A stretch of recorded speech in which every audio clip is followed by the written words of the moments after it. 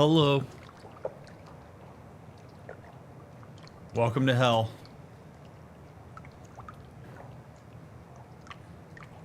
Wonderful to have you here for what will be the finale of Silent Hill 2 with a therapist. Big thank you one more time to Konami for sending me this game. It has been an absolute pleasure to play through it. Before I start this final part, I just want to make sure that I let everybody know a couple things, just in terms of like pre-addressing some stuff that might happen in the comments.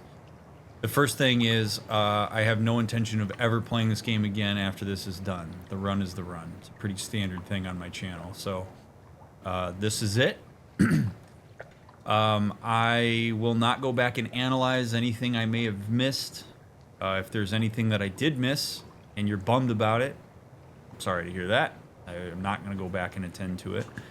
I will continue to be disinterested in Konami's intentions in the creation of the game and in comparison to what I came up with. Yeah, I guess you can write about it if you want in these comments, but ultimately I would very much love to hear your thoughts about the playthrough and all that fun stuff.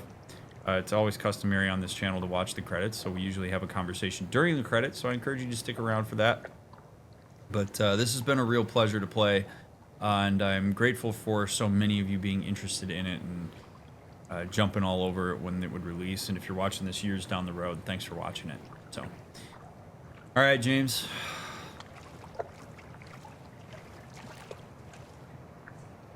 Let's keep it moving.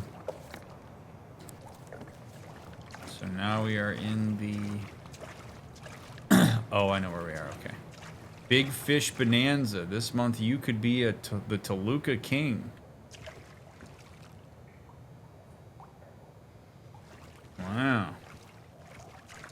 I could be the Toluca King, huh?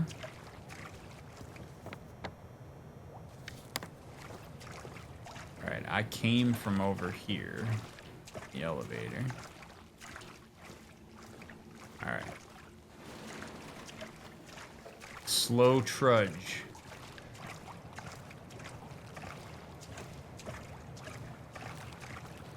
Look at that big old, what is that, crappie? That big old crappie.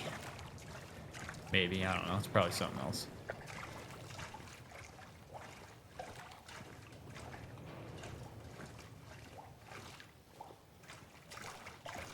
Gone fishing. Fishing deep into James' psyche.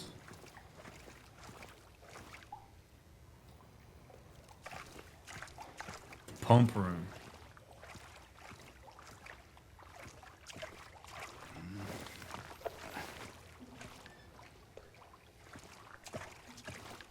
The bourbon has been spoiled. Still giving me ammo, so.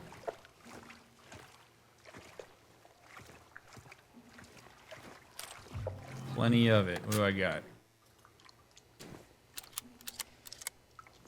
27 shotgun bullets, 55 pistol rounds, 35 rifle rounds.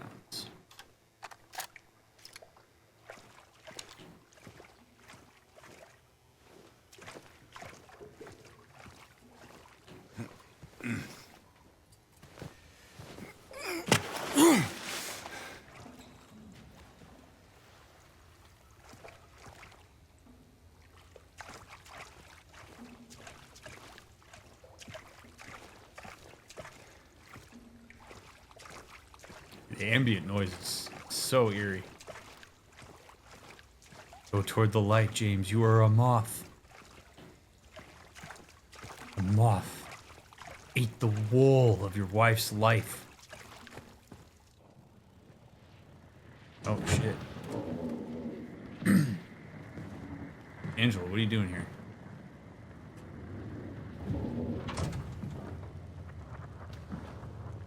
Mama? Mama, I was looking for you. You're the only one left. Maybe then I can finally rest. Mama. What's wrong? Wait.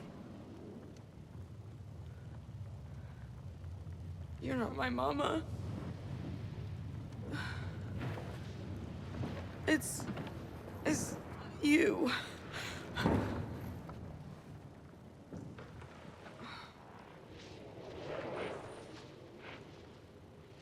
sorry, Angela. I think you were right. What we're looking for, it's not here. Not anymore.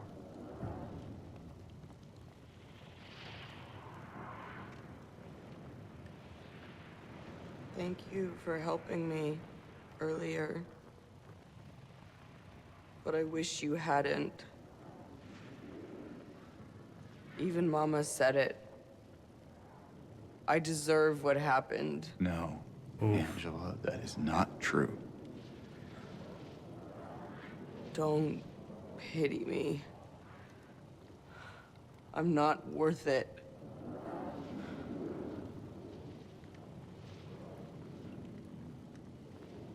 Or maybe you think you can save me?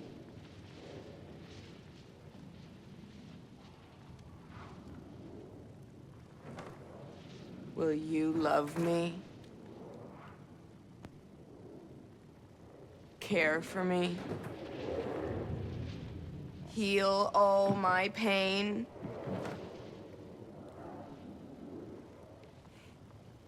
That's what I thought.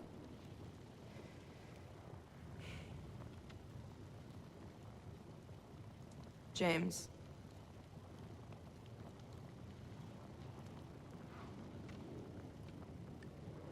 Give me back the knife.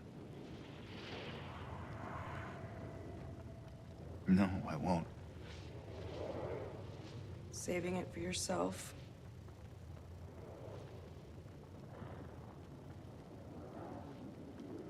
Have it your way. It doesn't change anything.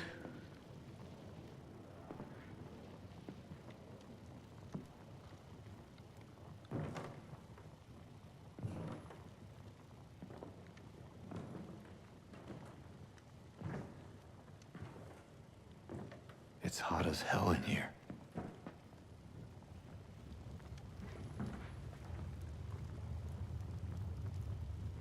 You see it too?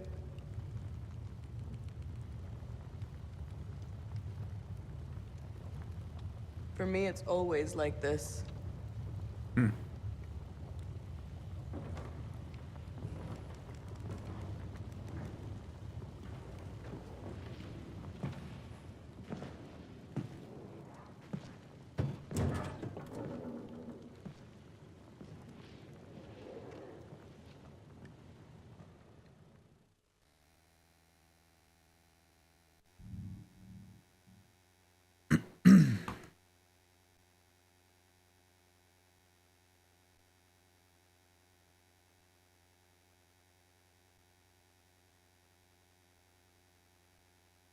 Well, I'm not going to repeat the many, many things I said a few episodes ago about Angela. So if you've been skipping through the playthrough and looking at highlights and missed that conversation, I encourage you to go back and watch that.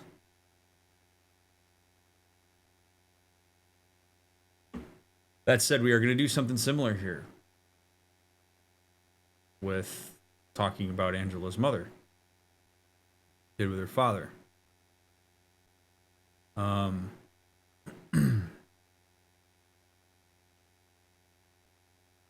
first and foremost, Angela.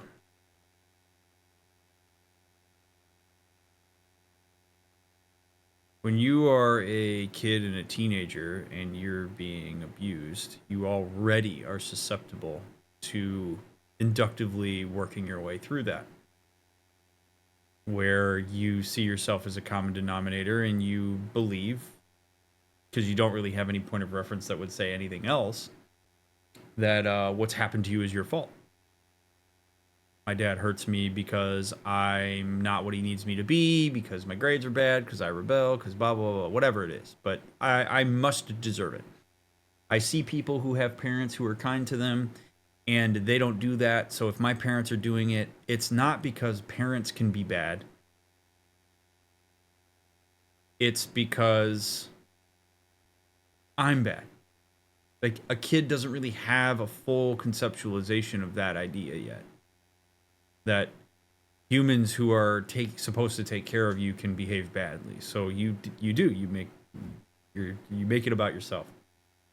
Now, if you have a support system when that's happening that can negate that a bit, it doesn't take away the trauma and the pain, but it can make a difference in terms of resiliency and opening the door to some level of healing and recovery down the line. Where if Angela's mother said things like, this isn't your fault, this is your father, I hate that this is happening to you, you don't deserve it. I mean, that still will mess up a kid, but at the very least, they hear some sort of counter narrative to their own inductive reasoning. But Angela didn't. At least from her perspective. Like, because we don't have her mom here, so we didn't observe it directly. But we'll assume that Angela's perspective is the true, in which case her mom said she deserved it. Which leads us to part 2. Now, I'm going to preempt this by saying, again, like I did before, everything I am about to say is not to condone or excuse her mother's behavior. But as a therapist, it is my job to figure out via curiosity why people do the things they do, even if the things they do are, in a general sense, despicable. We all will collectively agree, I would think, that the mom of a child who is being sexually abused by her father saying you deserve it is not good. That's obvious, I would hope. But how does that happen? Many might go, well, her mom must just be a bad person. No.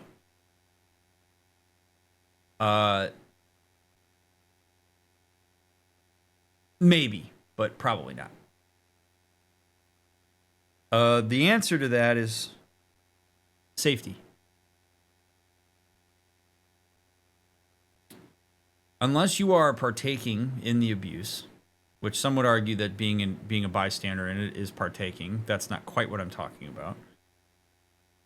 If you are in a household with a person who is forceful, abusive, violent, controlling, etc.,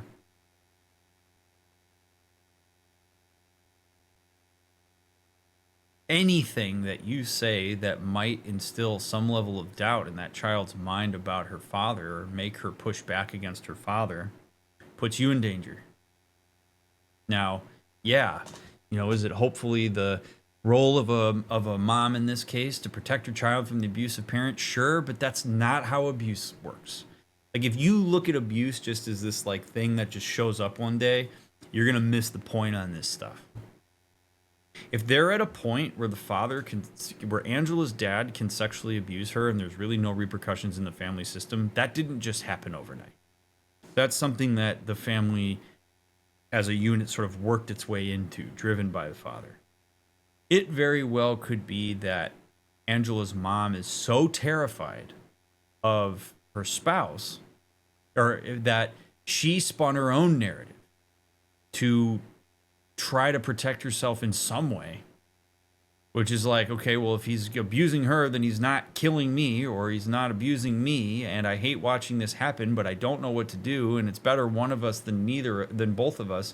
And yeah, maybe it is a way to try to ally myself with the abuser so that I can either find my way out of it, or I can spin my way into like being a participant because it gives me some level of control. Then I'm going to say you must have deserved it. Your dad's doing this, you must have done something wrong. And maybe that is even what the mother has internalized from her spouse. That abuse, the victim blaming, the gaslighting that goes into that is something that she is so under the thumb of that she spins it forward to her daughter. That's more likely than mom's a bad person. It sucks. It's not great. It's not what you want.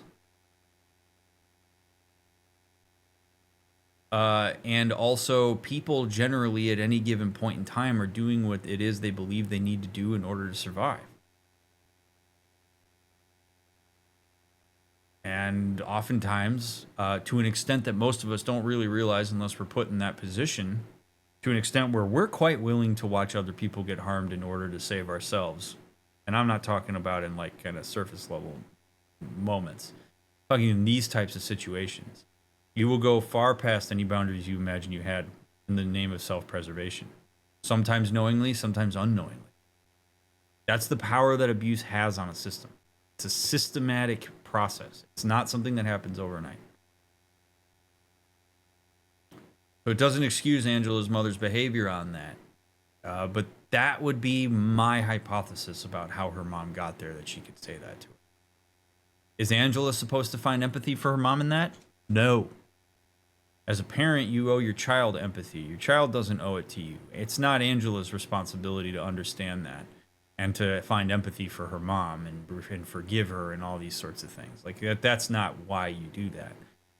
You can understand why somebody did something and still hold them accountable to the impact they had on you. So it's terrible that this happened to her. And that she was in a system that essentially enabled it and likely made her feel quite powerless.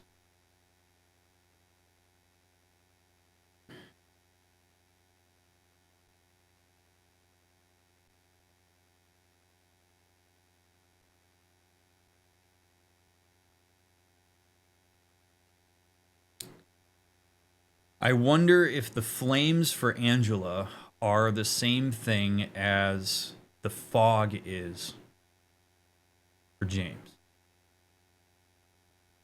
I see the fog for James as being mostly conscious and unconscious ignorance. It's kind of heavy-handed, but essentially uncovering things that are hidden once he takes the time to walk into them. I think for Angela, the flames are her fog. She has to walk through flames. Flames probably being a metaphor for anger.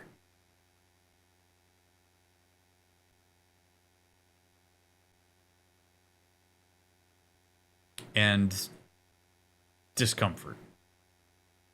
Where Angela, and now and again, I want to really hold into place what I said a couple of minutes ago, because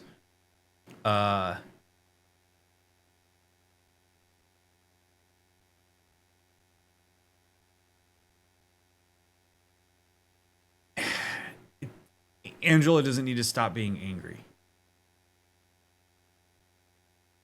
To the extent that anger creates distress and problems for Angela, she should work on that. But it's not necessarily Angela's responsibility to find empathy for her mom and for her dad. Angela's work is, amidst all the flames, to find a way to remind herself and push through and say, it's not my fault. I didn't deserve it. That wasn't something that I contributed to. I have worth. Even in that moment, she said, I'm not even worth your pity. That's the level. I mean, we talked about this with Eddie. It's the same thing with Angela. You internalize this shit. You start to believe that that's objective truth about who you are. I don't have worth. I was treated as if I don't have worth, and I don't have worth. So if you pity me and show me any kind of empathy, that runs counter to the narrative that I have. If you tell me that I am somebody worthy of empathy and sympathy, and I believe that I'm not because of what's been shoved into me over the course of my childhood and teenage years, I'm going to fight against it. And that's what we see there. So Angela's work is finding her worth amidst a system that didn't really provide her any sense that she had it. Which is possible, by the way. It's not impossible. It's very hard work. Very, very hard work. But do you think James should have given her the knife? Hmm.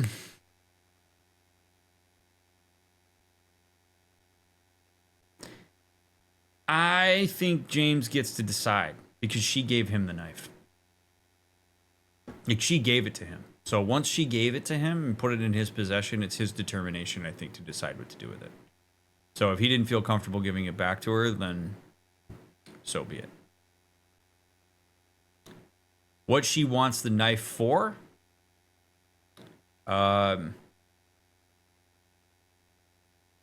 She wants it to end her own life so that the suffering stops. I think that would be understandable. She wants the knife back so that she can use it to kill her mother should she find her. I think that's perfect. You know, that makes sense too. I did notice that there was some pretty significant genital mutilation on those guys hanging on the wall. Makes me wonder if the knife was used not just to kill her father, but to chop his penis off. And that wouldn't surprise me. And I don't think doing that made her feel any better. In the same way that I don't think killing her mom's going to make her feel better. I think it probably would make her feel better for like a couple minutes, maybe an hour, maybe a day. I don't know that it will do much for her beyond that.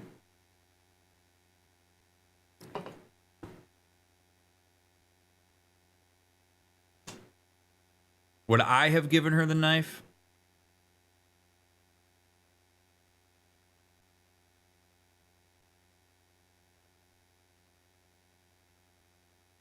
Probably. I could go both ways on it.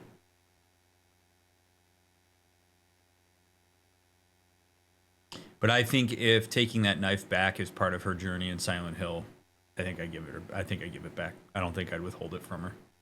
That doesn't really feel like my responsibility. So I would have given it to her. But I can understand why James didn't.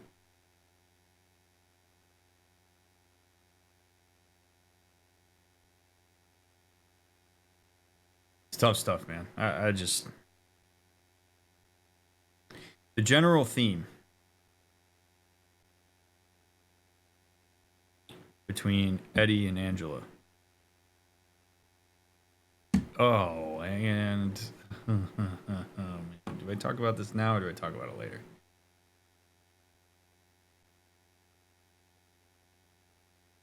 Chat, I want you to bookmark this. Somebody remind me on this. The similarity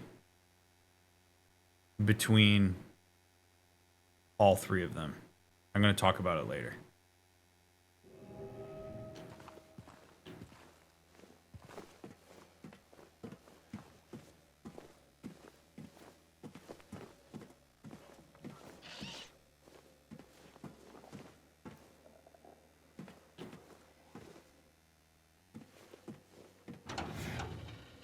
I may bring it up organically. It's one of those things like if I forget. If I haven't talked about it by the time we get to the midway through the credits, remind me. All right, who we got up here? Ooh, that's different.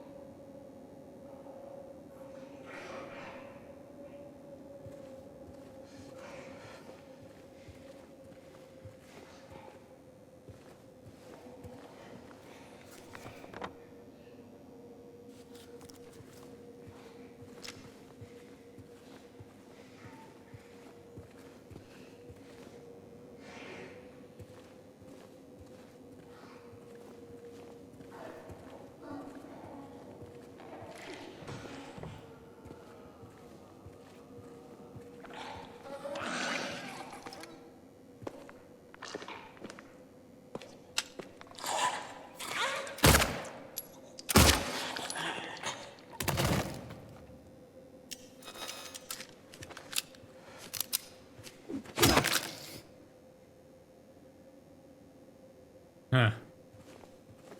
Not as strong anymore. Are the enemies weakening now that James has accepted the truth of what happened? 312 to be cleared out. No one's returning.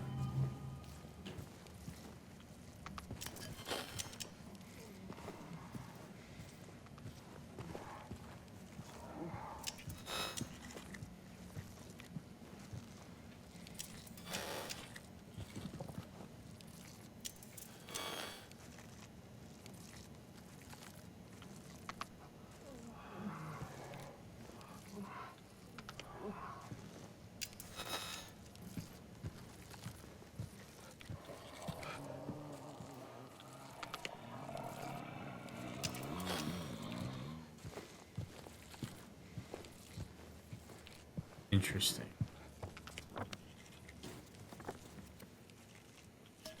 Okay, before we go through that door. I shot the nurse. Maybe I didn't even need to shoot the nurse.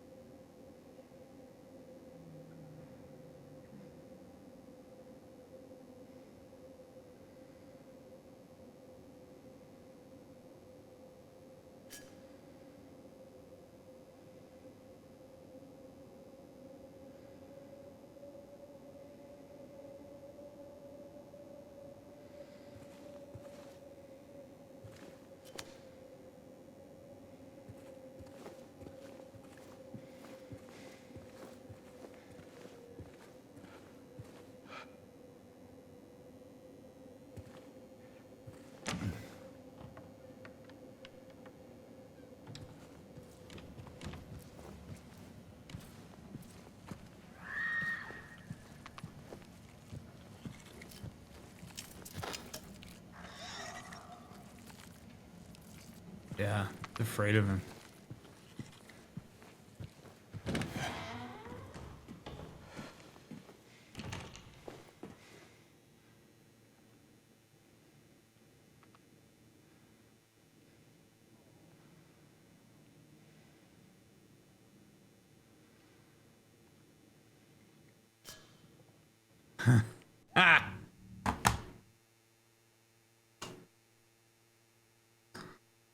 Ah! All right. Here's my thought. They're the victims now.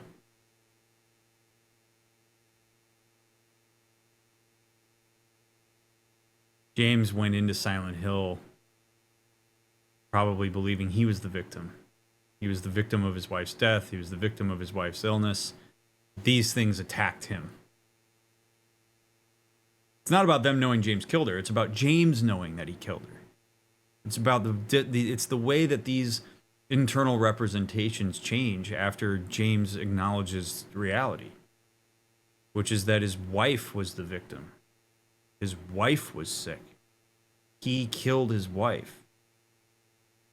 All of a sudden, those are the tragic figures in this story that he attacked, not that attacked him.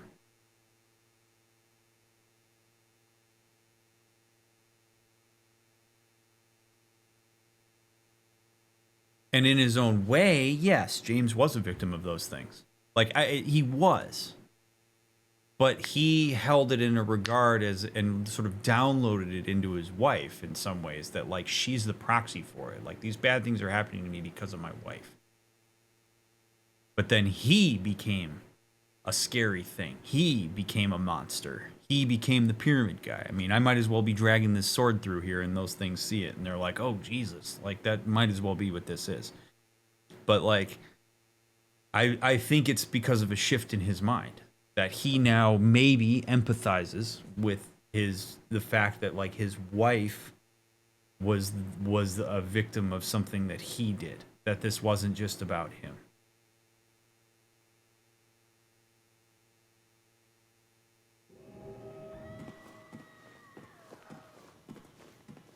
And now that he's acknowledged reality, how does James conceptualize the fact that he did a thing that maybe he believes is absolutely abhorrent? How does he reckon with the fact that he wasn't available to his wife in a way that maybe he wishes that he had been?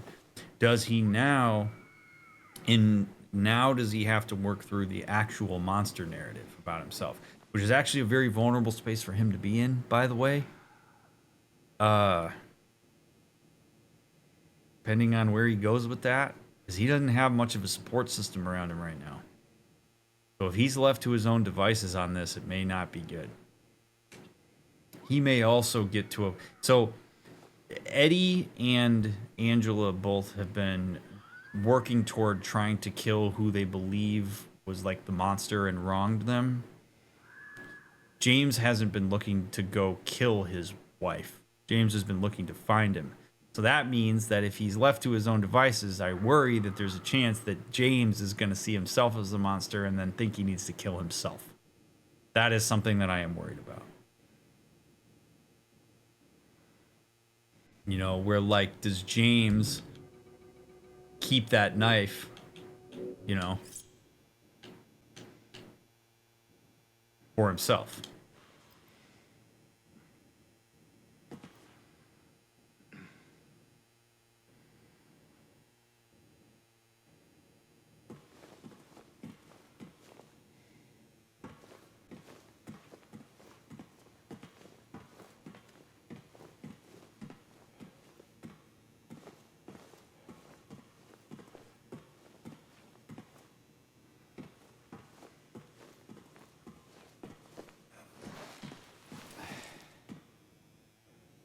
The walls are closing in.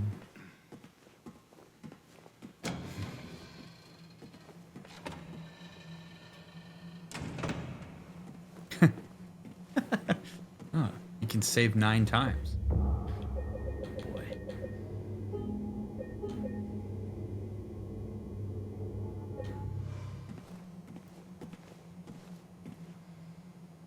What does a person do to come back from deciding to become a monster like James has? Truthfully, he has to find all the empathy that I've been extending his direction throughout this playthrough.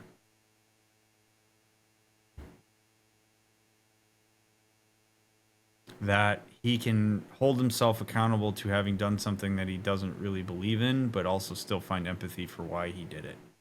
That's going to be really hard to do. But self-empathy, compassion.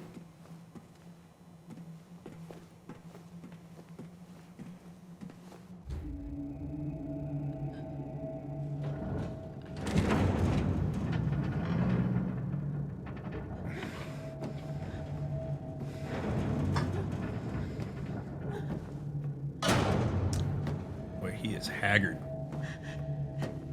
James! Oh God, what? Why is Maria here? Leave her alone. Leave us both the hell alone.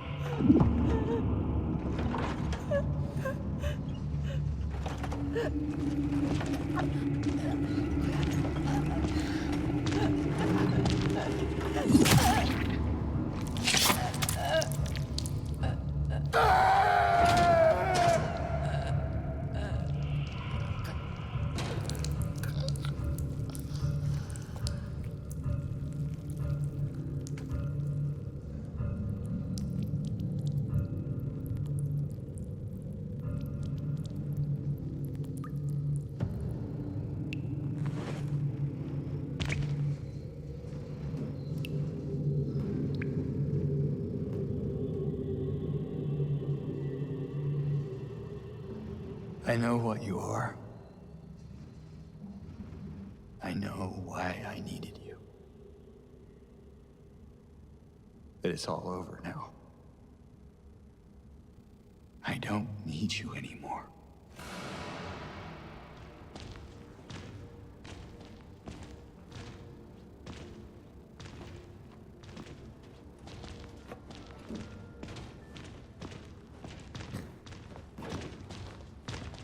I'm ready.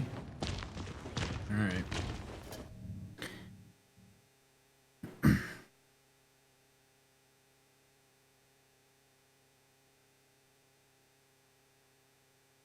I'm gonna be totally honest with you. Just straight up.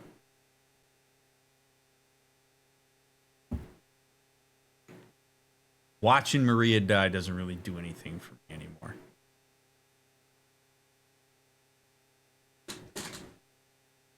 Like, it just doesn't. I actually think that would have been more powerful if that was Mary. Truly. Just because Maria's an idea. So that idea has been, we've managed it. Like when she was dead in that cell, that was it for me. So seeing Maria there, I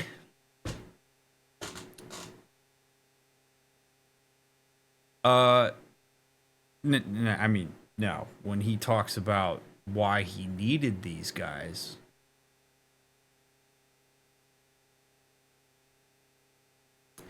I really want to know. This is one of those moments that's actually trickier for me. As I'm sure there's a lot of you that really want to hear what I have to say about that, and I would rather hear what James has to say about that. Like, I want to know what James meant. I want to know what these meant for James. Like, James has had a moment. This is like one of the first times that we've heard James have a recognition that something represents something to him. So I would so much rather hear him than hypothesize. Like, what does he believe he needed them for? What do they represent for him? Do they represent pain? Do they represent guilt? Do they represent numbness, ignorance, blindness, ruthlessness? I mean, the closest I can get here, since I can't ask him, is I don't think James killing Mary was something that he just decided one day he was going to do. I think James had to, pun somewhat intended here, had to steel himself, had to blind himself, had to move himself into a space of seeing himself as capable of killing his wife. And I would imagine that the only representations he ever had of a person who could kill another person or another thing were things like butchers, murderers, whatever. And so that must be what I have to be. I have to get away from empathy. I have to get away from caring. I have to emotionally distance myself from you so far that when I smother you, it is an act of self-interest. Because any amount of empathy that I could have for you would stop me from doing that. So now that James has recognized reality, maybe has done some of what I was just talking about in finding empathy for himself, maybe he looks at it and goes, you know what? I don't need you anymore. I don't need the internal representation of myself as a stone cold, ruthless, emotionless killer. I don't need that. That's not me. I carry a guilt narrative about this. I carry a guilt narrative about this because I empathize with my wife, because of the recognition of all the pain. I didn't do this because I'm an asshole. I did this because I was in pain, because my wife was in pain. It doesn't make it better. Now I have to deal with a complicated soup of awfulness, but I don't need this anymore. I don't need ruthless butcher killer thing to remind me of what I, in an overly simplistic representation, believe I am. I need a nuance now. That's the closest I can get without asking him directly. Maybe we'll get more after I fight them. I don't know why I'm fighting two of them, but...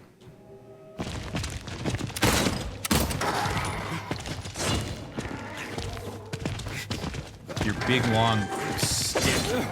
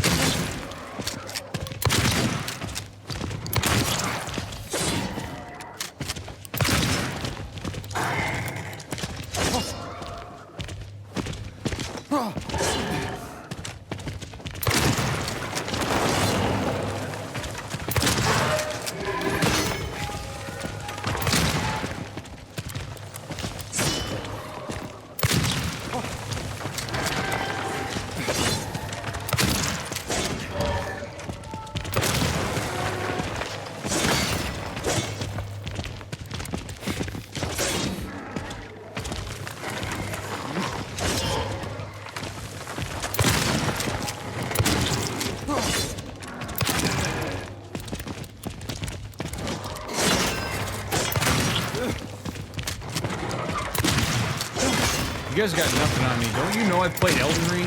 Like, I've slain gods.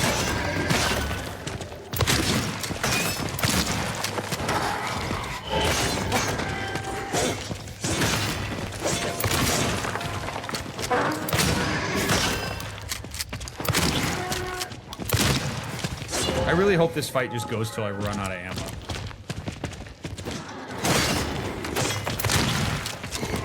That would be poetic.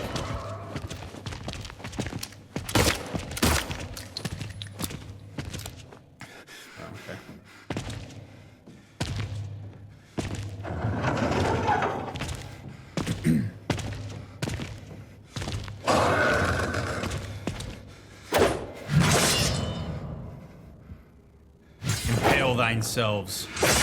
Yeah, let's go. Yeah. Yeah. You're powerless against me.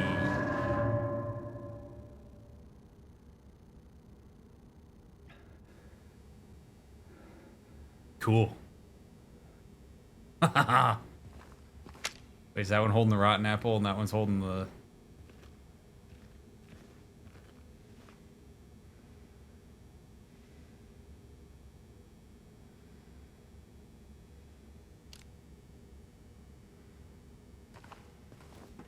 That's right.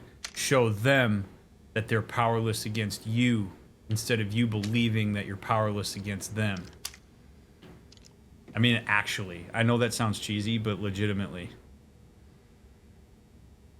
I've talked about this to varying degrees, but this feels like a decent time to do it again.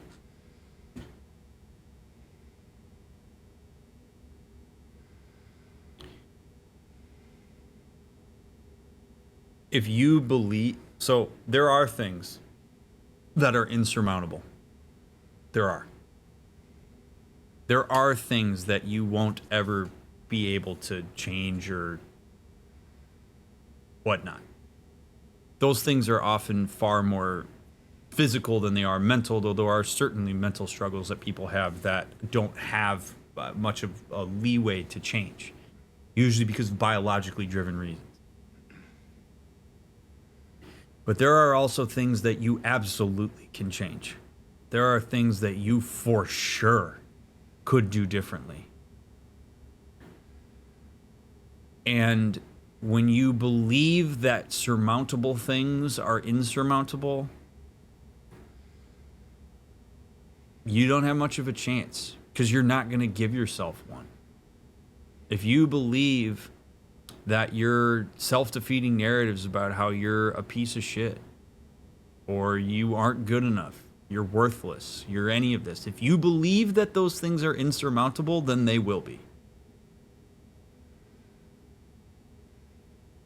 Depression, not necessarily something you can get rid of. The narratives that depression pushes you to produce, yes. It isn't until you show those things that you are insurmountable, that you mean business, that you have the power to exert force over them, that you start to exert force over them.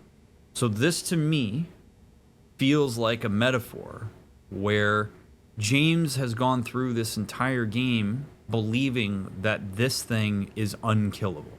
We've tried to fight it a couple times. It hasn't died. It continues to show back up. We say we're ready to fight. We don't let it hit us. We keep shooting. We show that we're going to exert force on it. Yes, they, killed themselves, but they realized that James isn't going to move. That compassion is going to win. And now they stand aside and let him go through. It's not over just because these guys died. We got plenty of work to do here. But this, to me, represents a key stage of cognitive change. In particular, behavioral too, but cognitive change, which is recognizing when something is no longer insurmountable. Recognizing that you can indeed exert force on certain things, that you can change the way that you respond to things. You can change the way that you see yourself. You can choose compassion. You can choose to hold yourself accountable to doing better. You can hold yourself accountable to pushing through distress tolerance and doing things even if they seem like they're difficult to do, assuming they're actually within your ability to do. Like, you've got to see yourself as capable of fighting through your shit before you're going to start fighting through your shit in the ways that you can. There is an entire therapeutic approach built on that idea called narrative therapy. That your self-defeating narratives are in and of themselves a gigantic part of the problem. So that's what this represents. As far as why there's two, I have no idea. I don't even know that I have anything decent to speculate on why there's two.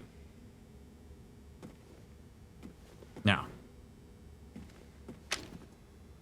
do I take the orange apple?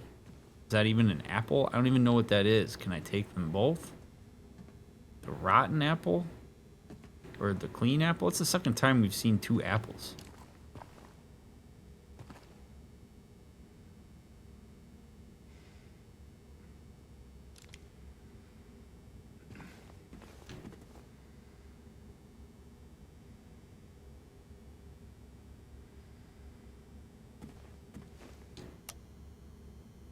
Rust-colored egg. Scarlet egg. Oh, they're eggs. Oh, because it's a new dawn and it's time to eat breakfast, James. I'm sorry. I'll leave. I'll leave.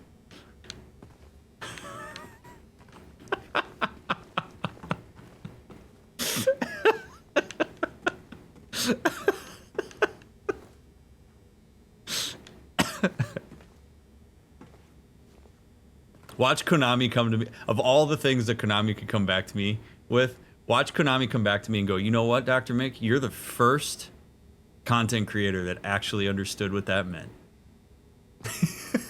We've been waiting for somebody to understand that they hand you eggs because it's breakfast on dawn of the new day. All the other shit you said, whatever. That's it. That indeed was our intention. Oh shit, now. Do you choose door number 1 or door... Oh, hey Maria. Woof.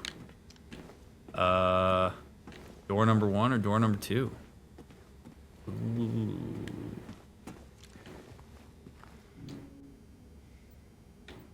Oh, wait a second. Well... let's just be contrarian.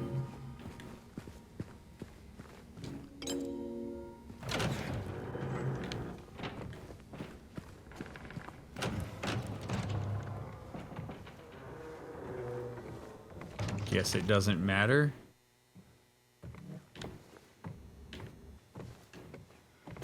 Okay.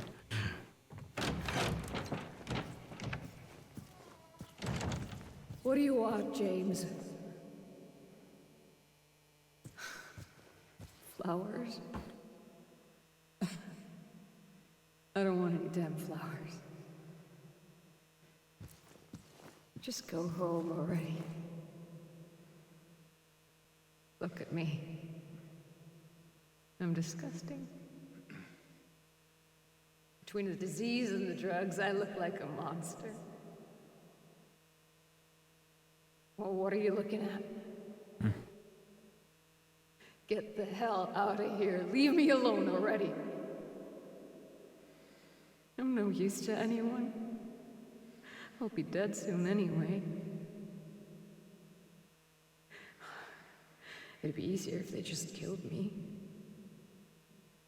But I guess the hospital's making a nice profit off of me. Why are you still here? I told you to go. This isn't Mary. This isn't Mary.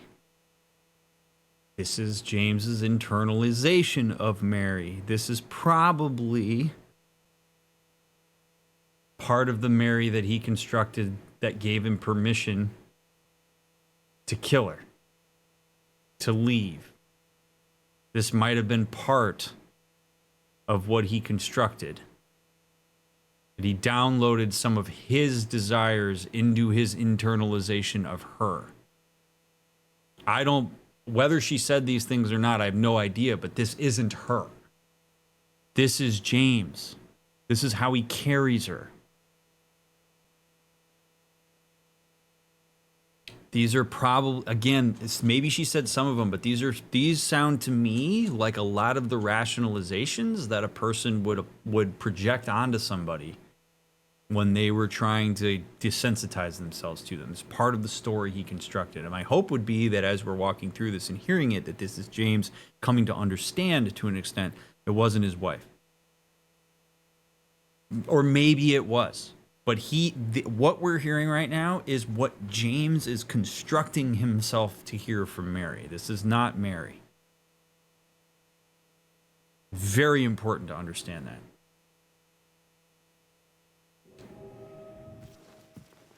Are you deaf?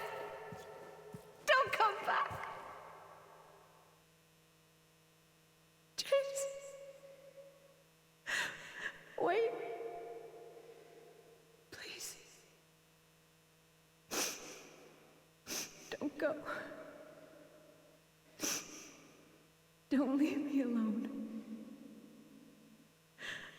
I didn't mean what I said. Please. Tell me I'll be okay. Tell me I'm not gonna die.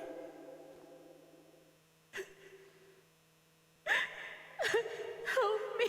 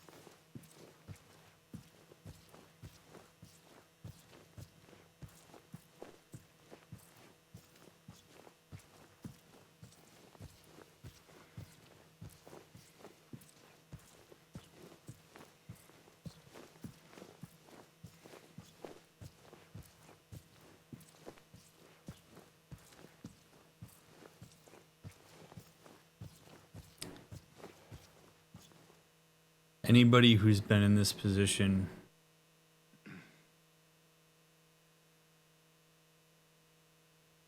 totally understands what I'm about to say. I can think of, from an emotional standpoint, I can think of fewer things more painful than lying to somebody when they're in agony to make them feel okay when you know the thing you're saying isn't true.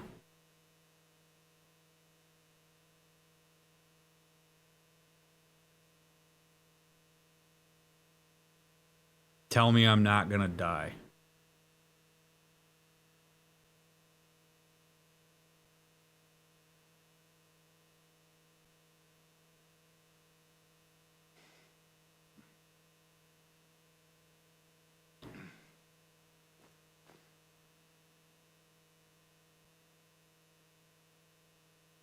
It's a terrible feeling. It's the helplessness in that. What do? You know, do you acknowledge the reality and completely validate all of your wife's agony? Or do you lie to her and tell her she's going to survive because you both believe that somehow that's going to make any difference to cancer?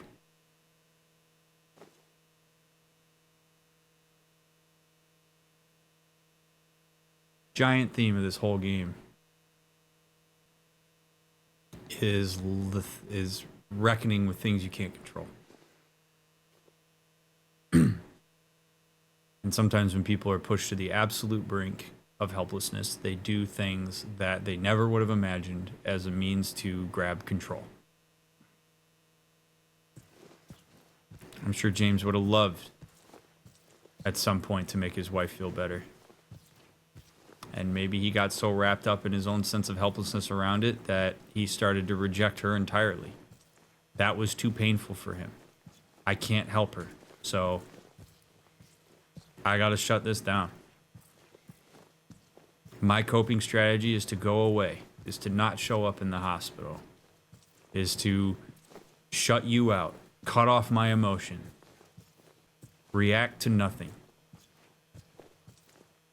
It's the best thing I know how to do. And it's not a thing that's gonna help you in the slightest. And it's something I'm gonna hate myself for afterwards.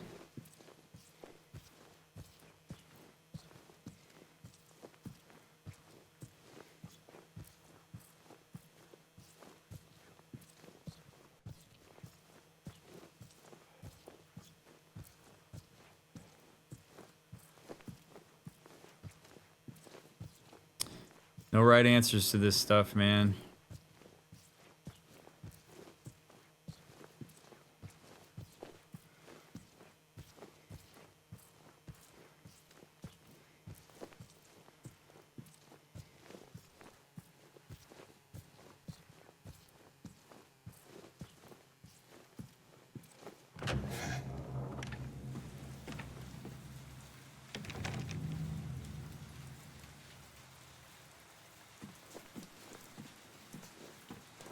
Wow, more ammo. We're not done yet.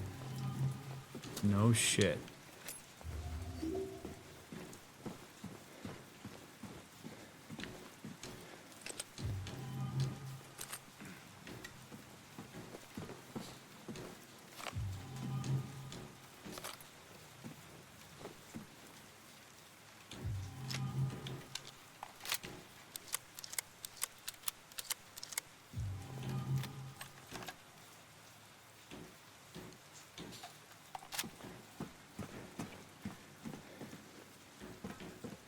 Now we climb our way out.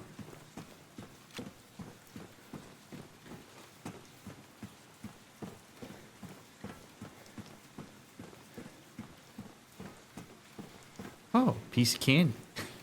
Oh, piece of candy. Oh, piece of candy. Oh, piece of candy. No, piece of candy.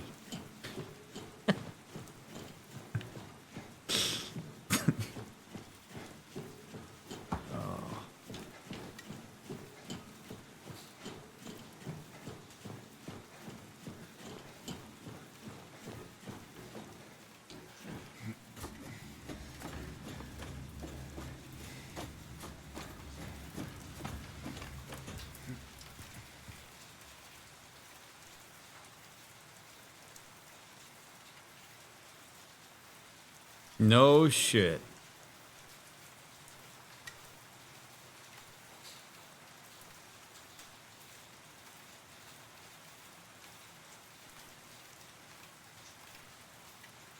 And through engaging with anything other than our own inductive bullshit, we finally find her. The reason we couldn't find her is because we kept making everything all about ourselves.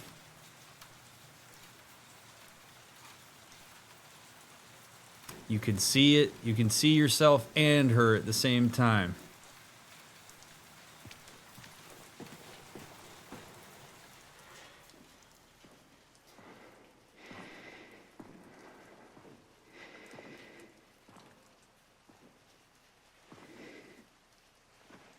Same thing, this isn't her.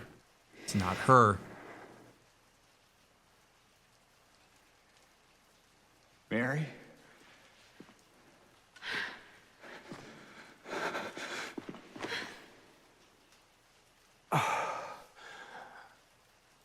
I have missed you so much.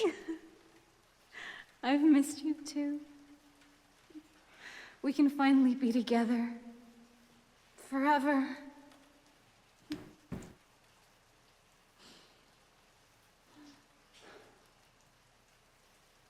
No, we can't. Yep. Oh, baby. Oh, that gave me goosebumps. That's good. It's good. It's good. James. Honey. What's wrong? I'm sorry. I know you tried, James, please. but she's gone.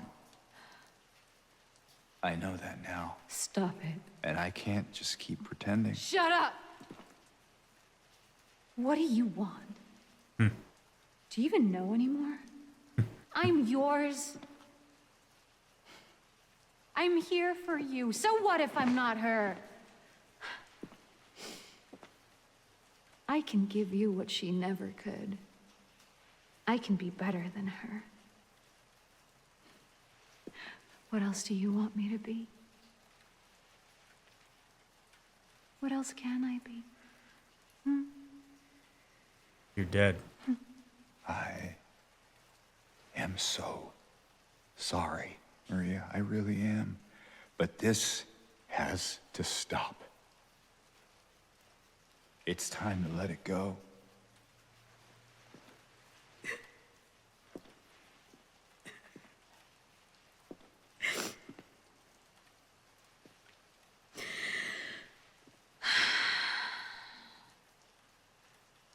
No.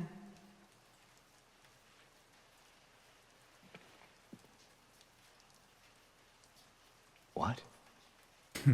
Because I'm an intrusive I thought. won't let you do this to me. I won't let you go. I can't!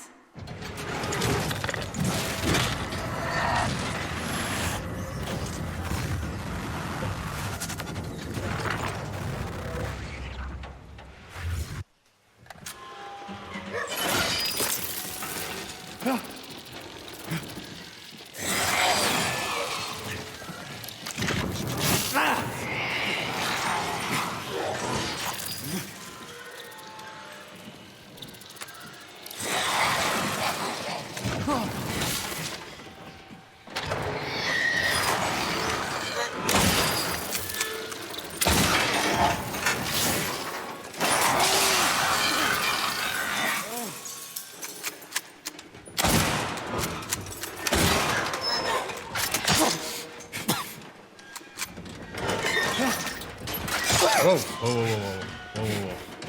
All right, man. Take your, oh boy. Syringe time, buddy.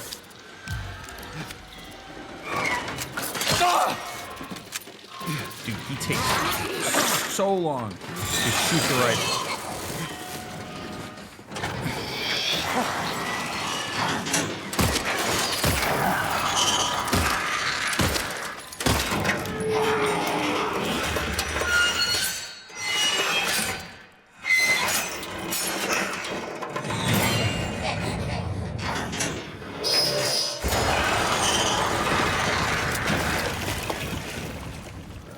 Wow. Oh, good, we get to do this in the dark.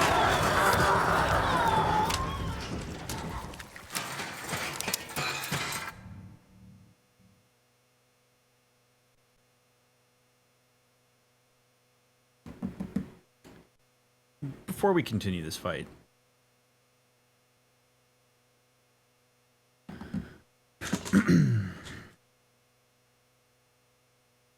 James's work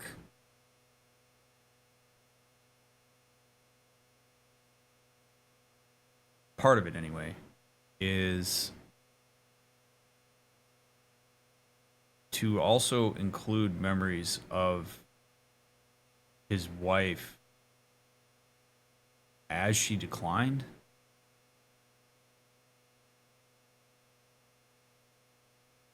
And I think James really struggles with that.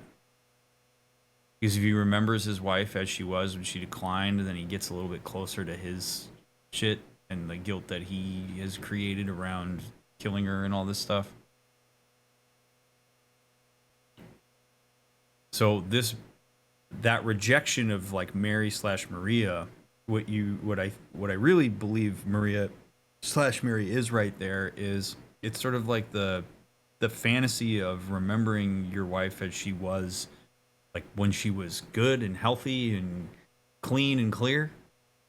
We haven't seen anything of Maria or of Mary when she was sick until now. And so this to me is less about like killing Maria. This is about killing the intrusiveness, not of the imagery of his wife when she's ill, but of all the like negativity and pain that he experienced along with it. Where he can maybe look at his wife when she had cancer and certainly be bummed about the fact that she had cancer. Nobody wants to, picture that as like that's not the image you necessarily hang at the memorial. But it is part of her. It is part of her life. It is part of how she was. And I'm not saying James has to like it, but James, if he wants to really like meaningfully internalize his wife so that he can move forward in whatever way he's going to move forward, that's going to include seeing the imagery of his wife when she was sick and not throwing extra layers of shit on top of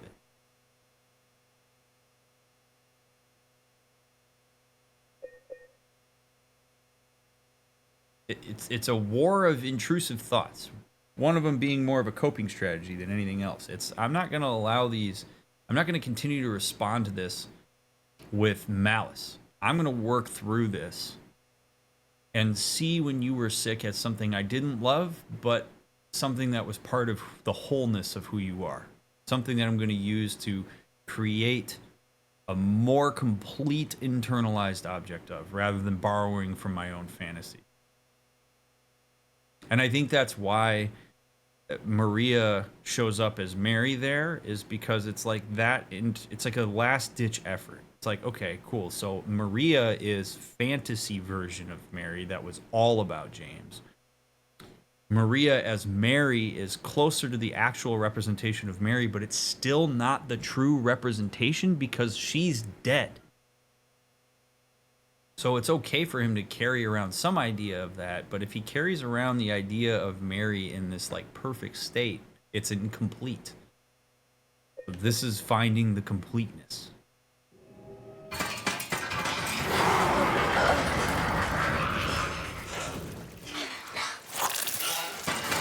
The sound design on this is incredible.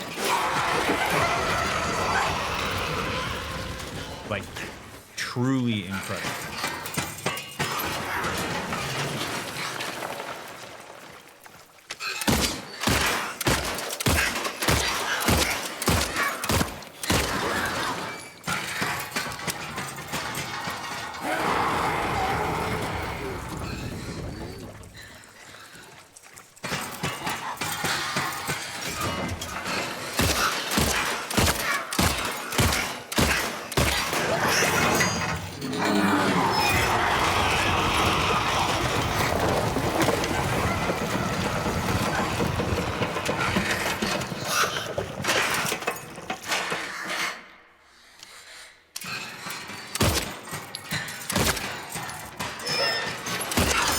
Jesus.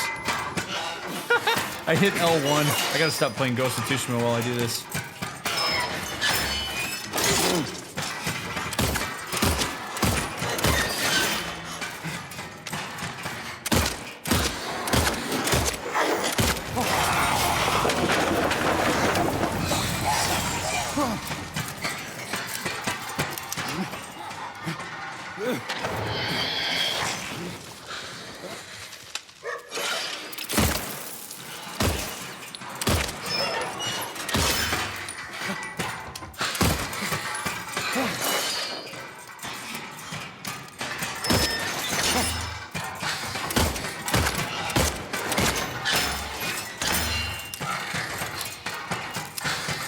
So calmly loads his gun.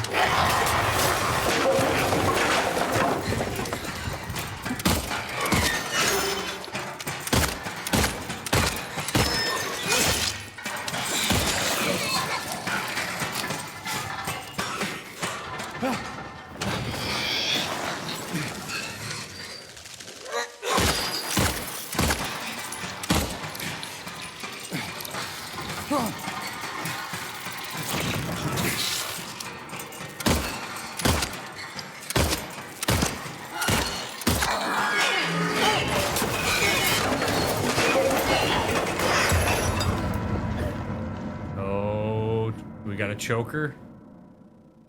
Oh man, that would be crazy if we have to smother her. Oh my god.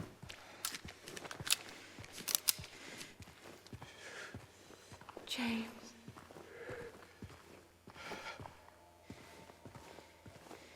James.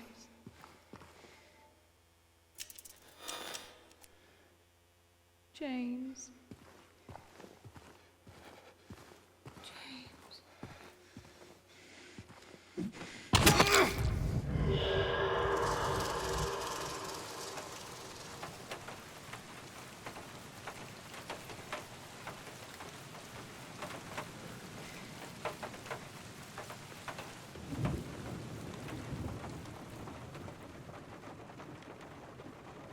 I miss you so much.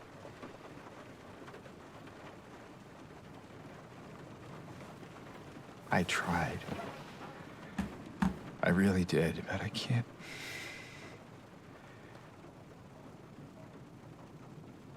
Just can't go on without you. I can't forgive myself for what I've done.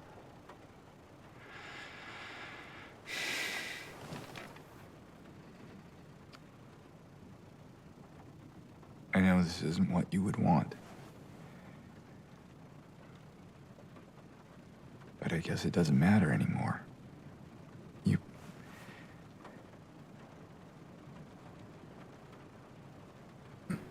not here. Are you?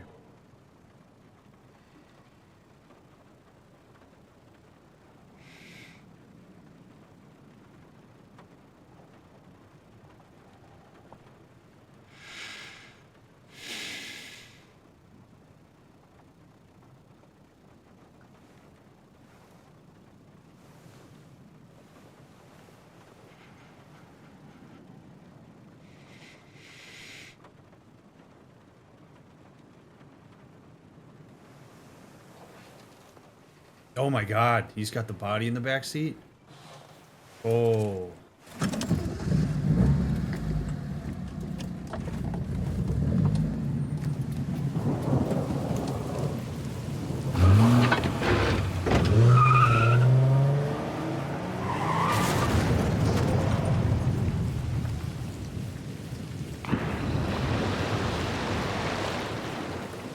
Oh wow.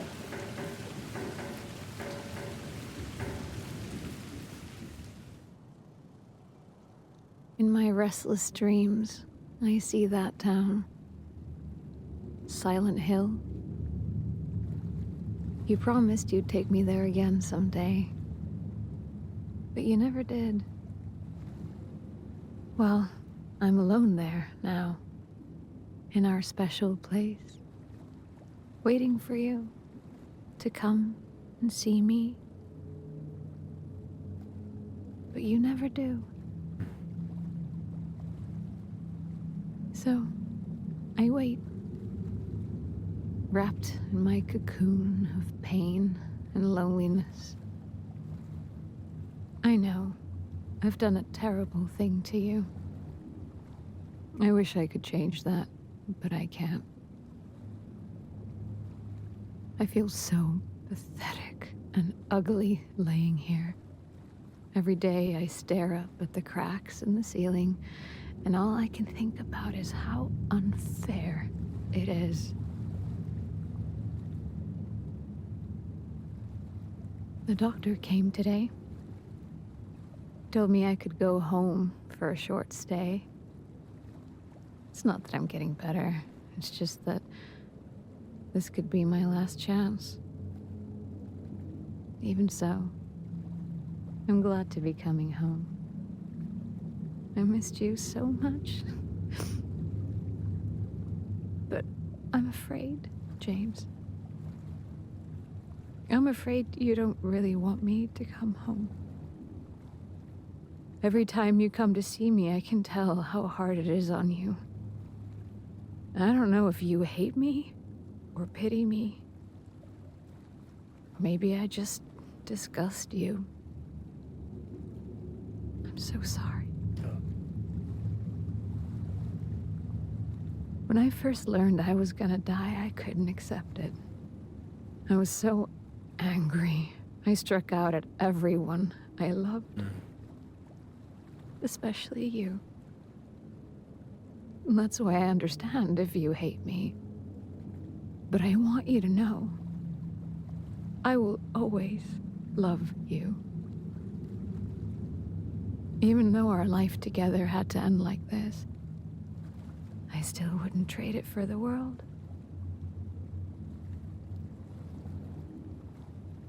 Well, this letter has gone on too long, so I'll say goodbye.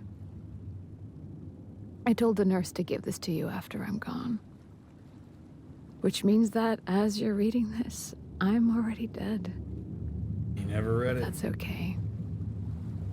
I'm not afraid of it anymore. I just hope the pain will end soon.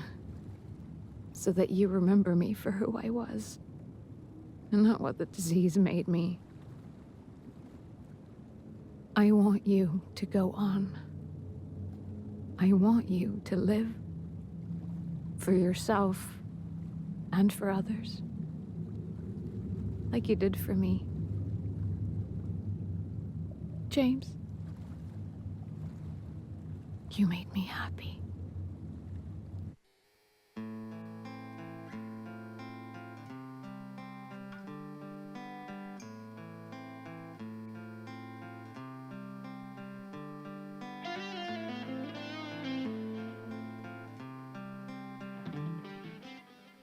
Oh my god. Well, just so I don't get DMCA'd.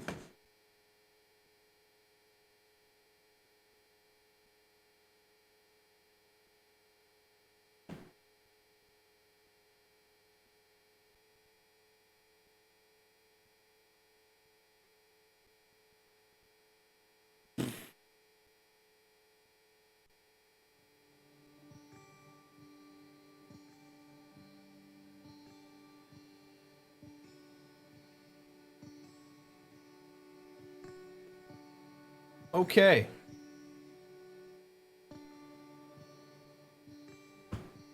First of all, big shout out to the creators of this game and the fine folks who remastered it. That was, without a doubt, the most complex, complicated, deep game that I have analyzed to this point. I had the opportunity to talk about stuff in this game that I don't know that I'll have an opportunity to talk about in any other game or medium, for that matter. So, thank you for that. Those of you that have been watching this, I will talk about that ending in a second. Those of you that have been watching this, thank you for supporting the stream. Thank you for supporting me. Thank you for caring about what I have to say. Thank you for respecting the spoiler boundaries and all that stuff. It's whether you're watching these as they come out or if you're watching it years down the line. I mean it every time I say it. Thank you very much for watching this.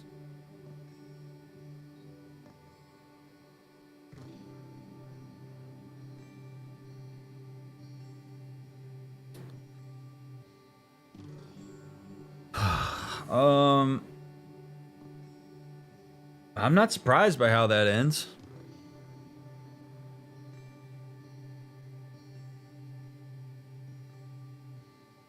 That's what I was talking about in the hallway.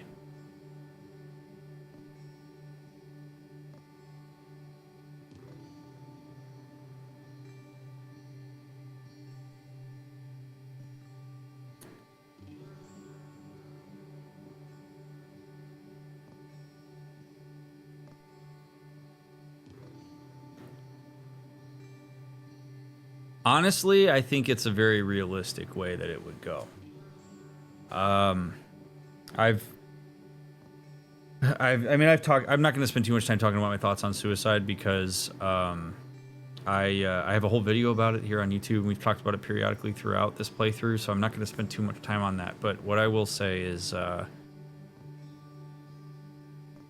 that's exactly, to an extent, what I would expect to happen, given the fact that James doesn't have seemingly much support.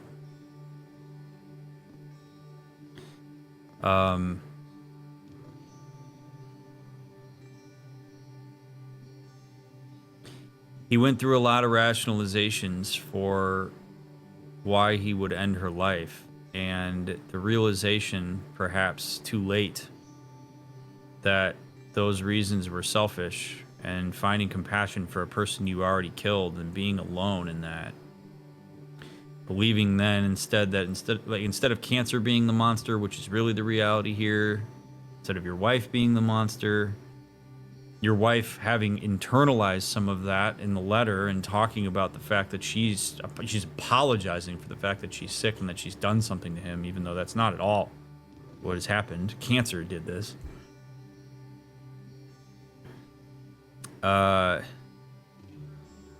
Yeah, I'm a monster. And as an ultimate form of compassion for my wife and empathy and also vindication for myself as a monster, I'm going to kill myself because that's what I owe myself, the world, and my wife. Yeah, people get there real easily. When I worked on a suicide hotline, I couldn't tell you how many people I talked to that were in not this situation, but in situations that would facilitate that type of thinking. I mean, this is not uncommon stuff, friends.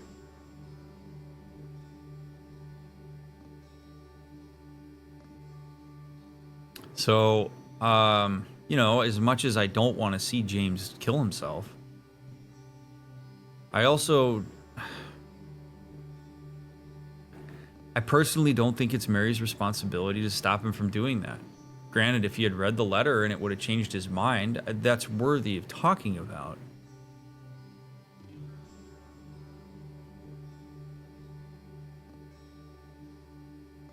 But he made the decision.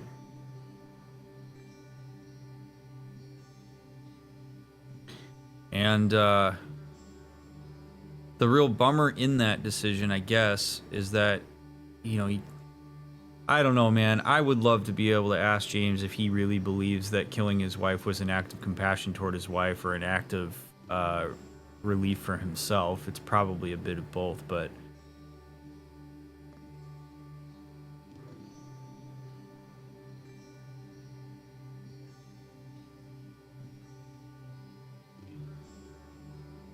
if you don't talk about what's going on for you when things like this are happening in your life,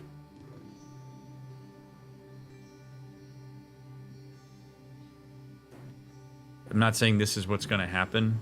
There's a lot more of a chance of this happening. Talk about your struggles. Do not leave your thoughts and your convictions up to assumption. Talk about the pain. Talk about your experience. Talk about your experience and show as much curiosity and empathy for another person's experience that you would expect from yourself. Or for yourself. For Mary and James, this probably goes better if they talk. If they allow space for the emotion. Maybe Mary did go off the deep end and distanced herself from James. Maybe out of a sense that she needed to protect him. And maybe that then was miscalculated by him as her wanting nothing to do with him. That's the problem. Is when you don't communicate clearly about what's going on and you don't put it out there, everybody makes assumptions inductively. And if you start inductively making assumptions, you are almost guaranteed to be wrong at least a little bit. And then you start interacting with projections. And that's all this was at the end of the day, is James just interacting with projections. I think him killing himself at the end of this is a fitting ending.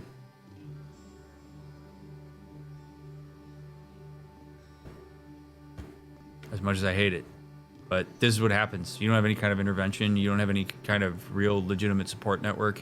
You have people in just like absolute despair and pain, having done something that they regret and don't really know how to take control of. They're spiraling everywhere. This shit happens, man. This is why therapists exist. This is why I preach about communication.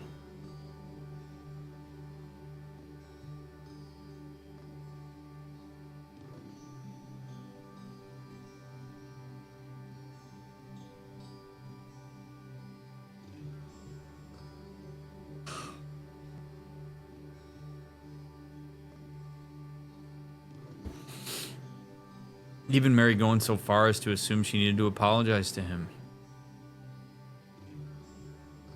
It just all sucks, man. It just all sucks. All of this. All of it. And at the end of the day, it's because of cancer. It's not... Cancer facilitated a space where humans decompensated. That's really what it is. It's not fair. The shit that happens to humans isn't fair. Cancer's not fair. Heart disease isn't fair. Diabetes isn't fair. You know, what we conventionally call acts of God aren't fair.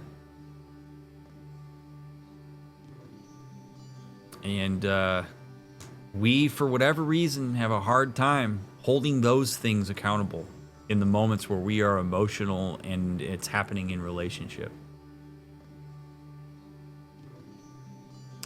So, to me, more than anything else, this game is a call to anybody who plays it. Talk. Communicate. Grieve. Put accountability where it needs to be.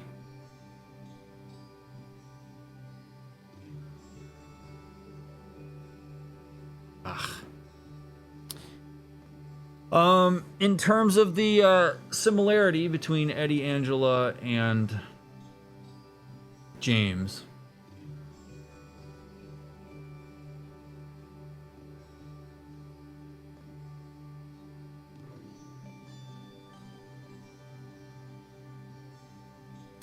they're people who were subjected. So, Angela and Eddie were subjected to real cruelty, real awfulness, things that aren't fair. Eddie was subjected to relentless bullying. Angela was subjected to sexual abuse from a caregiver.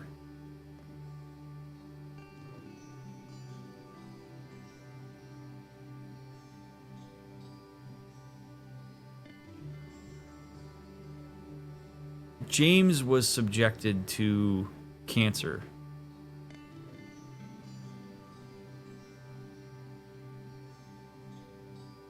Which is bad. Don't get me wrong. Like, it's bad. He was subjected to cancer by proxy. His wife was subjected to cancer.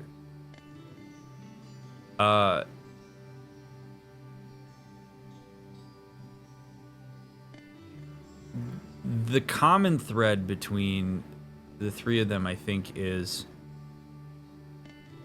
an internalization of unfairness that led to self-destruction. Or the destruction of others and self-destruction. Where Eddie internalized how, you know, I'm a fat, horrible slob, I'm not able to control it, part of me believes it, I'm going to exert force on it. I'm the victim. In his case, he is the victim. Absolutely. Then channeled it into something that is not good, which is murder. Angela, victim, it's my fault. Channeled that into violence. James, I'm a victim.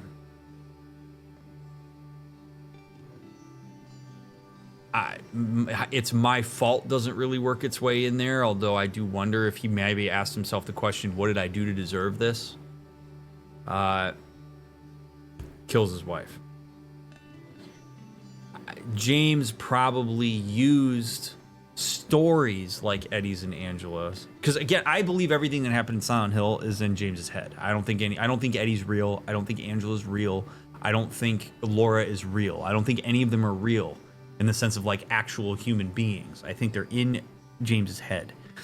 And I think that Angela and Eddie in particular represent ways in which he found empathy for himself. Me being subjected to cancer is no different than, you know, I mean, this is like anybody who's been subjected to victimhood. I'm no different than somebody like, you know, a teenage girl who was subjected to abuse from her father. I'm no different than a fat kid who was made fun of. I'm a victim. I'm justified in what it is that I'm about to do. I'm justified in my experience. I'm justified in my desire for revenge and vindication. And I think James may have had to confront that those are not the same. That Angela's story, Eddie's story, they're not the same.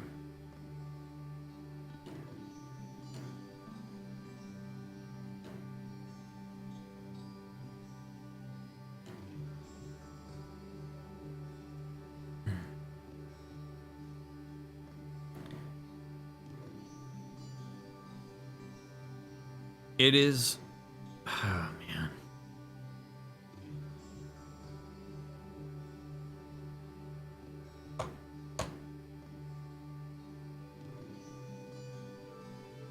It's really hard to uncouple yourself from narratives that you hold on to so strongly. It's hard. And also, like, there are times where it is necessary. It is. I already gave that spiel when we were standing in front of the graves. But this stuff if you don't do the work to remanage unfair circumstances in your head, it will destroy you. You may end up being the arbiter of that own self-destruction. What happened to James?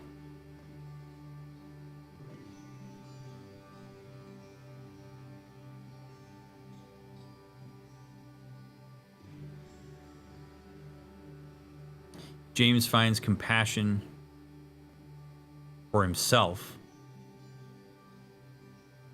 talks about it with Mary, maybe things change. Eddie finds compassion for himself.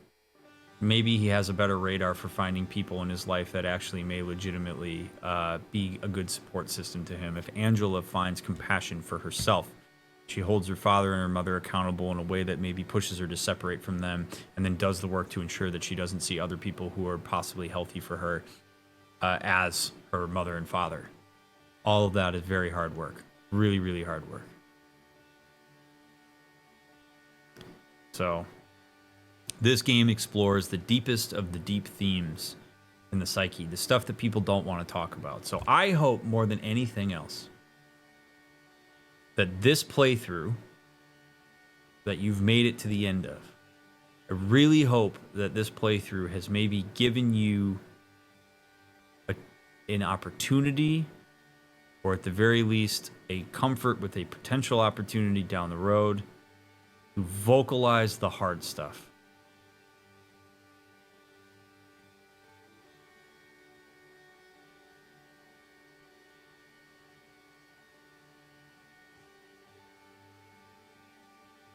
Do the work, man.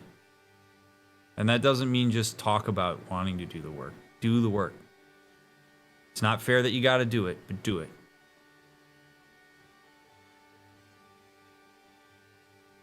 And you can do it. You're not locked in. Those self-narratives, you're not locked in. You don't have to tell yourself you're worthless. You do not have to do that. You do not have to believe that. You don't have to believe you're a piece of shit. You don't have to believe you're lazy. You don't have to believe that you have nothing to offer. Those are things you tell yourself. Those are judgments that you've absorbed from the world around you, from circumstance, etc. And as soon as you start to look at those things and say, you know what? Those things are surmountable. I can get there. Might not be easy, might take a while, but I can get there. Now you've started the work. For as long as you look at those things and say, nah, I can't get over my narrative of being a worthless piece of shit. I can't. It's insurmountable. It'll be with me my entire life. Yeah, it will. It will. Because you're going to carry it.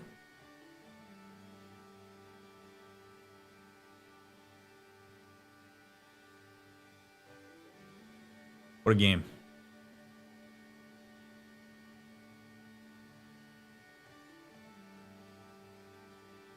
Thank you for taking the time. There are 8 endings, huh? So I could have got something else. I'm not really interested in what the other endings are. I mean, that ending felt totally understandable, given what we've seen from James. So I don't really care what the other ones are. And if you're a person who wants to comment down below and say, Dr. Mick, will you analyze the other endings even if it means just watching the video? Nope. This is it. This is the run.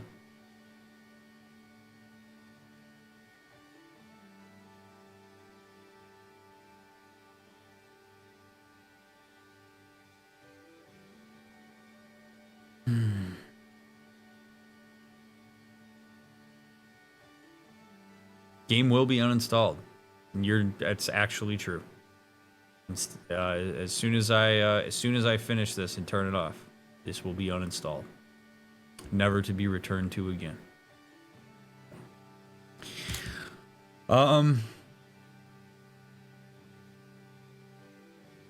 Yeah, a somber ending, but a fitting one. Thank you for taking the time. Truly, your time is a valuable resource. The fact that you decided to spend it with me is great. If you happen to be a game developer of some type and you're watching this playthrough and you're thinking to yourself, damn, we should talk to this guy about the game we're creating, hit me up. Happy to do it.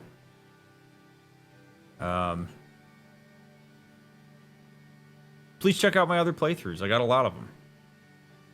And thank you one more time to Konami for sending me a copy of this game. You have indirectly, by doing so, you have indirectly helped a lot of people. I'm sure of that. So thank you. I say this at the end of every playthrough, or at the end of every stream. You guys on YouTube, you don't ever get to hear me say it, except for if you make it to the end of a playthrough. And I think maybe more than any other playthrough I've done so far, with all the themes we've talked about, I really hope that you take this with you. You matter. Your experiences are valid. And don't let anybody ever tell you otherwise. I hope you all have a wonderful morning, afternoon, evening, or night, wherever you are. Thank you for watching these videos. Leave a thumbs up. Leave a comment. I want to read them. Subscribe to the channel, and I will see you in the next playthrough.